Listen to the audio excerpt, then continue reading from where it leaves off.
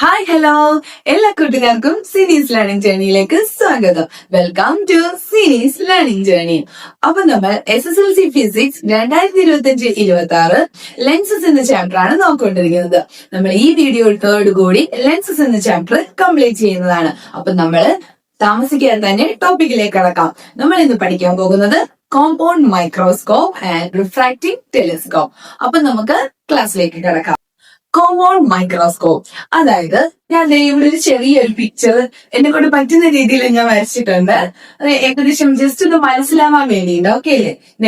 നോക്കിക്കേ, ഇതൊരു ജസ്റ്റ് ഒരു റെപ്രസെന്റേഷൻ ആയിട്ട് നിങ്ങൾ കണ്ടാൽ മതി. ഭയങ്കര ആധികാരികമായിട്ടുള്ള ഒരു പിക്ചർ ഒന്നും അല്ല ഇത്. എന്നാലും നിങ്ങൾക്ക് ജസ്റ്റ് മനസ്സിലാവാൻ ഈ ഒരു പിക്ചർ മതിയാവും നിങ്ങൾക്ക്. അപ്പോ ഇതാണ് ഒരു കോമ്പൗണ്ട് മൈക്രോസ്കോപ്പ് എന്ന് പറയുന്നത്. ഇതിന് കോമ്പൗണ്ട് മൈക്രോസ്കോപ്പ് നമ്മൾ എന്തിനാണ് യൂസ് ചെയ്യുന്നത് അല്ലെ? ചെറിയ വസ്തുക്കളെ വലുതായിട്ട് കാണാനാണ് അല്ലെ? നിങ്ങൾ എവിടെയെങ്കിലും ഒക്കെ ലാബിലൊക്കെ പോയപ്പോഴോ എപ്പോഴെങ്കിലും മൈക്രോസ്കോപ്പ് കണ്ടിട്ടുണ്ടായിരിക്കാം. ഇതാണ് കോമ്പൗണ്ട് മൈക്രോസ്കോപ്പ്. ഇത് എന്തിനാണ് നമ്മൾ യൂസ് ചെയ്യുന്നത്? ചെറിയ വസ്തുക്കളെ വലുതായിട്ട് കാണാനായിട്ട് അല്ലെ?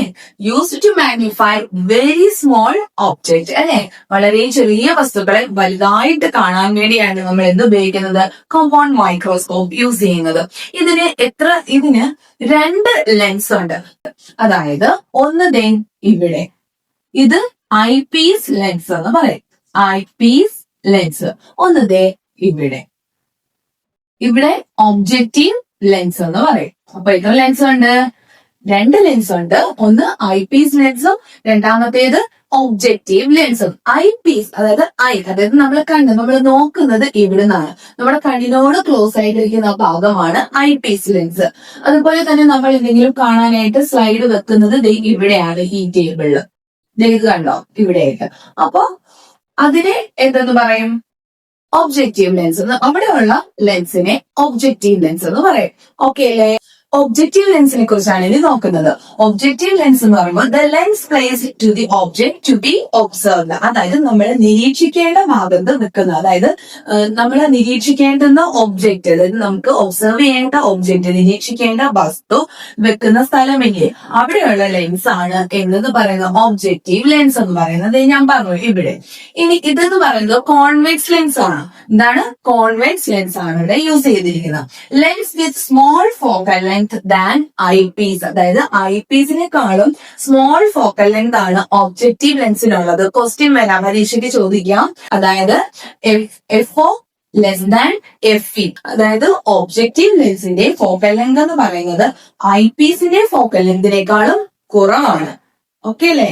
ഐ പീസ് ലെൻസ് ആണെങ്കിലോ the lens placed close to eye. നമ്മുടെ കണ്ണിന് അടുത്തായിട്ട് കാണുന്ന, അതായത് നമ്മൾ ഇതിൽ കൂടെ നോക്കുന്നത്. അപ്പൊ ആ കണ്ണിന് അടുത്തായിട്ട്, കണ്ണ് ക്ലോസ് ആയിട്ട് വരുന്ന ആ ഭാഗമാണ് ഐ പീസ് ലെൻസ് എന്ന് പറയുന്നത്. ഇവിടെയും കോൺവെക്സ് ലെൻസ് തന്നെയാണ് യൂസ് ചെയ്യുന്നത്. ഐ പീസ് ലെൻസിനും കോൺവെക്സ് ലെൻസ് തന്നെയാണ്. ലെൻസ് വിത്ത് larger focal length than objective. അതായത് ഒബ്ജക്റ്റീവ് ലെൻസിനെ അപേക്ഷിച്ച് ഫോക്കൽ ലെങ്ത് കൂടുതലാണ് ഇതിന്, ഐ പീസ് ലെൻസിന്. അതായത് FE ഗ്രേറ്റർ ദാൻ FO. അതായത് FE എന്ന് പറയുമ്പോൾ ഫോക്കൽ ലെങ്ത് ഓഫ് ഐ പീസും ഫോക്കൽ ലെങ്ത് ഓഫ് ഒബ്ജക്റ്റും. അതായത് ഇവിടെ ഫോക്കൽ ലെങ്ത് കൂടുതലാണെന്നാണ് പറയുന്നത്. ഇതിന് ഐ പീസ് ലെൻസിന് ഫോക്കൽ ലെങ്ത് കൂടുതലും ഒബ്ജക്റ്റീവ് ലെൻസിന്റെ ഫോക്കൽ ലെങ്ത് കുറവുമാണ്. ക്വസ്റ്റ്യൻ ചോദിക്കാം അങ്ങനെ കേട്ടോ. The image formed by the objective lens is observe through eye piece. ഈ ഒബ്ജക്റ്റീവ് ലെൻസിൽ ഫോം ചെയ്യുന്ന ഇമേജ് നമ്മൾ ഐ പീസ് വഴിയാണ് ഒബ്സർവ് ചെയ്യുന്നത്, നിരീക്ഷിക്കുന്നത്. മനസ്സിലായില്ലേ? ഇവിടെ നോക്കിയേ, ഞാൻ നിങ്ങൾക്ക് അത് മനസ്സിലാക്കി തരാം. അതായത് നമ്മൾ ഒബ്ജക്റ്റീവ് ലെൻസിന്റെ ഇവിടെ ഒരു ഒബ്ജക്റ്റ് വെക്കുന്നു. അവിടെ നിന്ന് ഫോം ചെയ്യുന്ന ഇമേജ് ആണ് നമ്മൾ ഐ പീസിലൂടെ കാണുന്നതെന്ന് പറഞ്ഞത്. അത് ഞാൻ നിങ്ങൾക്ക് ഈ ഡയഗ്രാം വഴി മനസ്സിലാക്കി തരാം. അതായത് ഇതെന്ന് പറയുന്നത് നമ്മൾ ഐ പീസ്, നമ്മുടെ ഐ പീസ് ലെൻസ് ആണ് ഇത്. ഇതെന്ന് പറയുന്ന ഒബ്ജക്റ്റീവ് ലെൻസ്. ഓക്കെ അല്ലേ? അപ്പൊ നമുക്ക് ആദ്യം നോക്കിയാൽ നിങ്ങളുടെ ടെക്സ്റ്റ് ബുക്കിൽ പിക്ചർ കണ്ടാൽ നിങ്ങൾക്ക് കുറച്ച് ഡിഫിക്കൽട്ട് ആയിരിക്കും മനസ്സിലാക്കാനായിട്ട്, കുറച്ച് പാടായിരിക്കും. കാരണം എന്ന് വെച്ചാൽ ഫുൾ ഒരു ആന്റിന വെച്ചിട്ടൊക്കെയാണ് കൊടുത്തേക്കുന്നത്. അത് മൊത്തത്തിൽ കാണുമ്പോൾ നിങ്ങൾക്ക് കൺഫ്യൂഷൻ ആവും. അപ്പൊ ഞാൻ ഇത് നിങ്ങളിവിടെ ശ്രദ്ധിച്ചാൽ നിങ്ങൾക്ക് നല്ലതുപോലെ മനസ്സിലാവും. അതായത് നിങ്ങൾ നോക്കാം, ഇവിടെ നമ്മൾ കോൺവെക്സ് ലെൻസ്, അതായത് ഇത് ഒബ്ജക്റ്റീവ് ലെൻസ് ആണ്, ഇത് ഐ പീസ് ലെൻസ് ആണ്. ഓക്കെ അല്ലേ? അപ്പൊ നമ്മളിത് ഒബ്ജക്റ്റിന്റെ അവിടെ ഒരു ഒബ്ജക്റ്റീവ് ലെൻസിന്റെ അവിടെ ഒരു ഒബ്ജക്റ്റ് വെക്കുന്നു. ഈ FO എന്ന് പറയുന്നത് ഒബ്ജക്റ്റീവ് ലെൻസിന്റെ ഫോക്കസ് എന്നാണ് കേട്ടോ. അപ്പൊ നമുക്ക് ഇവിടെ 2F-നും F-നും ഇടയിൽ ഒബ്ജക്റ്റ് വെച്ചിരിക്കുന്നു. അപ്പൊ എന്ത് ചെയ്യും? പാരലായിട്ട് ഒരു റേ വരുന്നു, അത് ഫോക്കസിലൂടെ കടന്നതേ പോകുന്നു. അതുപോലെ തന്നെ നേരെ ഒപ്റ്റിക് സെന്ററിലേക്ക് ഒരു റേ വരുന്നു, അത് അതുപോലെ നേരെ കടന്നു പോകുന്നു, യാതൊരു മാറ്റവും ഇല്ല. അപ്പൊ ഈ കൂട്ടിമുട്ടുന്നിടത്ത് എന്ത് ചെയ്യും? ഒരു ഇമേജ് ഫോം ചെയ്യും അല്ലെ? അതാണ് ഈ ഇമേജ്. ഈ ഇമേജിനെ ഐ പീസിന്റെ ഒബ്ജക്റ്റ് ആയിട്ട് എടുക്കും. മനസ്സിലായോ? അതായത് നമ്മൾ ഇവിടെ ഒബ്ജക്റ്റീവ് വെച്ച് ഒബ്ജക്റ്റീവ് ലെൻസിലൂടെ നമുക്ക് ഇവിടെ ഇമേജ് ഫോം ചെയ്തു. ഓക്കെ അല്ലേ?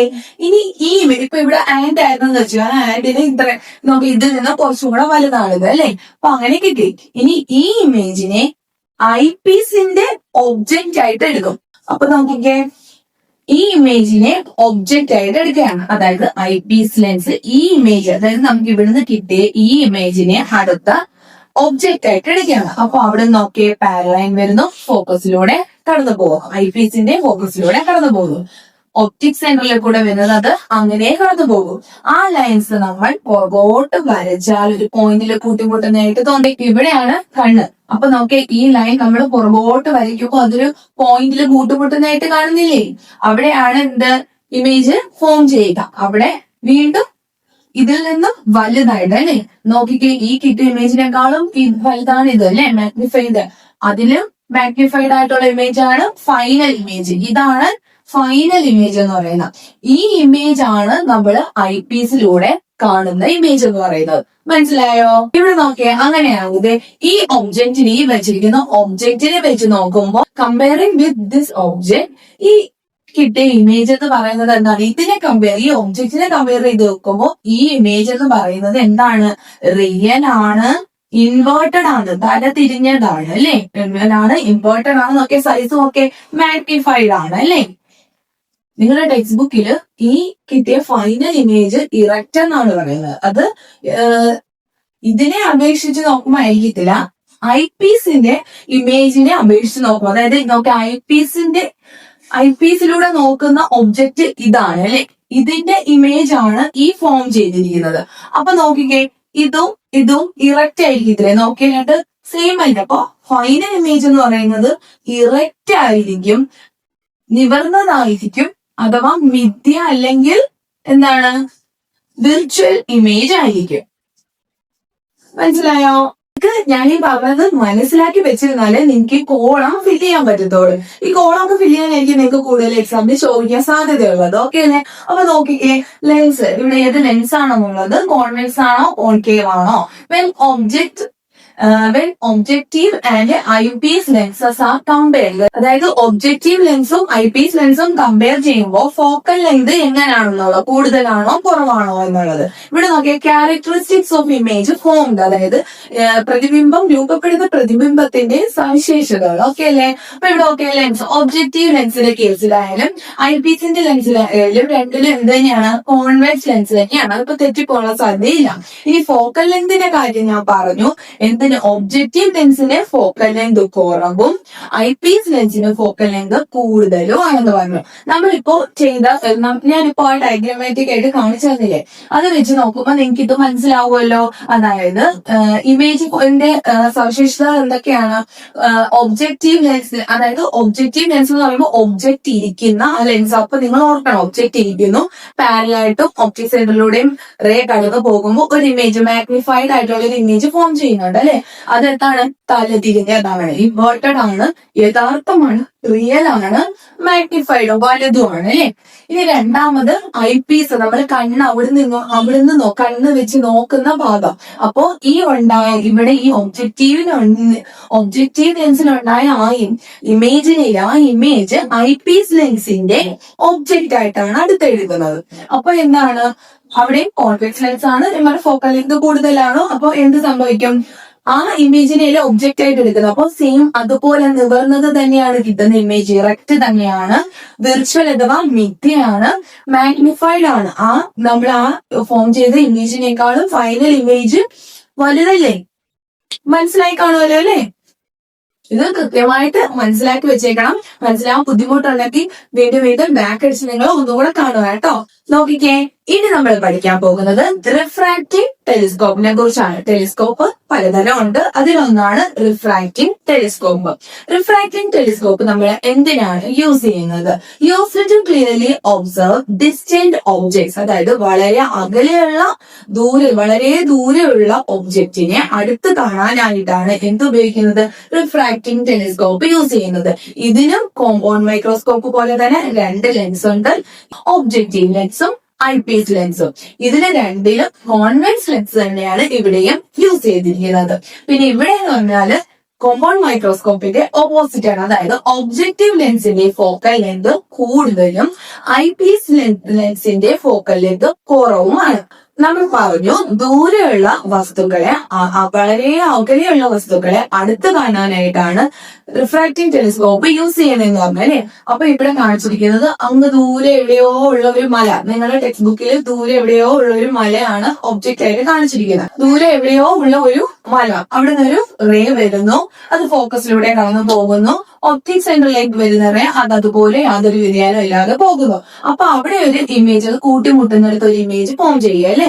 ആ ഇമേജ് നോക്കിക്കേ, ദൂരെ എവിടെയോ ഒരു മലയില്ലേ, വലിയ മലയാണ്, അതിനെ ചെറുതായിട്ടാണ് ഇവിടെ കാണുന്നത്. അപ്പൊ ഒബ്ജക്റ്റീവ് ലെൻസിൽ ഉണ്ടാകുന്ന ഇമേജ് എന്ന് പറയുന്നത് സ്മോൾ ആണ്, ഇൻവേർട്ടഡ് ആണ് അല്ലെ, തലകീഴാണ്, റിയൽ ആണ്, യഥാർത്ഥമാണ്. ഇനി നേരത്തെ കോമ്പൗണ്ട് മൈക്രോസ്കോപ്പിലെ കേസിൽ പറഞ്ഞതുപോലെ തന്നെ ഈ കിട്ടിയ ഇമേജിനെയാണ് എന്ത് ഐപീസിന്റെ ഒബ്ജക്റ്റ് ആയിട്ട് കൺസിഡർ ചെയ്യും. മനസ്സിലായോ? ഈ കിട്ടിയ ഇമേജിനെ ഐപീസിന്റെ ഒബ്ജക്റ്റ് ആയിട്ട് കൺസിഡർ ചെയ്യും.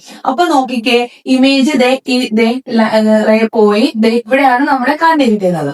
അപ്പൊ നോക്കിക്കേ, അല്ലെങ്കിൽ നമ്മൾ പുറകോട്ട് വരയ്ക്കുമ്പോൾ ഇവിടെ ഒരു പോയിന്റില് കൂട്ടിമുട്ടുന്നതായിട്ട് തോന്നാം. അപ്പൊ ഇവിടെ ഒരു പോയിന്റിൽ കൂട്ടിമുട്ടുന്നു, അവിടെയാണ് നോക്കിയ വലിയ ഇമേജ് ഫോം ചെയ്യുന്നത്. നോക്കിയപ്പോ നമുക്ക് അങ്ങ് ദൂരെയുള്ള വസ്തുവിനെ അടുത്ത് കാണാനായിട്ട് അല്ലെ. അപ്പൊ നോക്കിക്കേ, ഈ ഇമേജ് എന്ന് പറയുന്നത് ഐപീസിന്റെ ഈ ഇമേജ് എന്ന് പറയുന്നത് വെർച്വൽ ആണ്, മിഥ്യയാണ്, ഇറക്റ്റ് ആണ്.